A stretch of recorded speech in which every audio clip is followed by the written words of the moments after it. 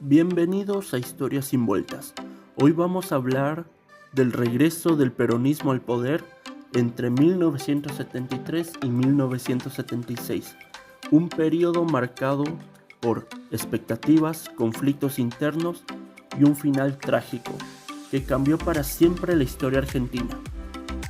Primera parte: el breve sueño de la primavera camporista.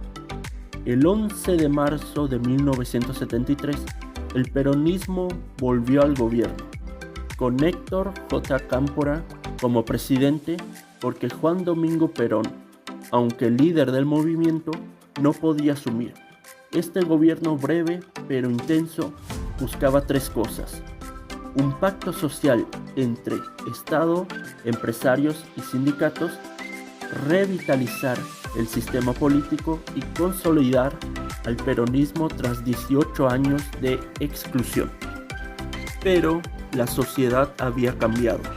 Los sindicatos eran más independientes y los jóvenes de la tendencia revolucionaria, como los montoneros, esperaban un cambio profundo. Perón, sin embargo, tenía otra agenda: fortalecer su poder y controlar la conflictividad social sin romper completamente con el sistema.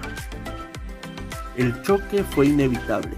El 20 de junio, en el acto de Ezeiza por el regreso de Perón, la ultraderecha atacó a los montoneros, provocando 13 muertos y más de 300 heridos. La primavera camporista terminó rápidamente. Cámpora renunció y se convocaron nuevas elecciones. El 23 de septiembre, Perón volvió a la presidencia con Isabel como vicepresidenta. Segunda parte: el proyecto de Perón y su inviabilidad. Con Perón de regreso, José Gelbart asumió como el ministro de Economía. Su plan buscaba un capitalismo redistributivo, control de precios y salarios, leyes sobre inversión extranjera, una política agraria favorable a la industria y más protagonismo del Estado. Al principio hubo logros: inflación moderada, reservas crecientes y un pacto social que parecía funcionar. Pero el contexto era muy diferente al de los años 40. La burguesía estaba más ligada al capital extranjero, los trabajadores exigían más derechos y los cambios internacionales, como la crisis del petróleo de 1973, complicaron todo. Los conflictos de clase se intensificaron.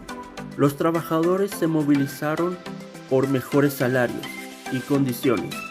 La represión aumentó y surgió la AAA. Para frenar la militancia de izquierda, el proyecto de Perón, con su intento de consolidación entre clases, simplemente no podía sostenerse. El 1 de julio de 1974, Perón falleció, dejando a Isabel Perón como presidenta y a López Rega como su principal asesor.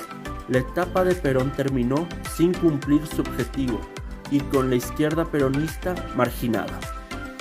La tercera parte: transformación fallida y derrumbe. Isabel Perón heredó un país en crisis. Su gobierno se alineó con sectores económicos más poderosos, intervino sindicatos, encarceló líderes y permitió que la AAA aumentara la violencia política. El Rodrigazo de 1975 marcó un punto crítico: devaluación, aumento de precios y pérdida de poder adquisitivo de los trabajadores.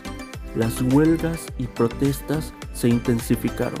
Por primera vez, la CGT llamó a un paro general contra un gobierno peronista. Aunque los trabajadores lograron algunos avances, la fragmentación del movimiento obrero y la presión de la clase alta y las Fuerzas Armadas prepararon el escenario para un golpe. En marzo de 1976, las Fuerzas Armadas derrocaron a Isabel Perón. El regreso del peronismo, que comenzó con tanta esperanza, terminó en fracaso, dejando un país dividido, con una economía en crisis y un conflicto social que se transformaría en la violencia estatal de la dictadura.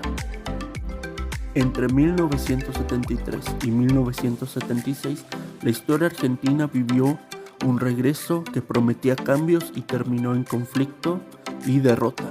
Un periodo donde las tensiones internas del peronismo y los desafíos sociales y económicos dejaron lecciones que aún hoy resuenan. Esto fue Historias sin Vueltas.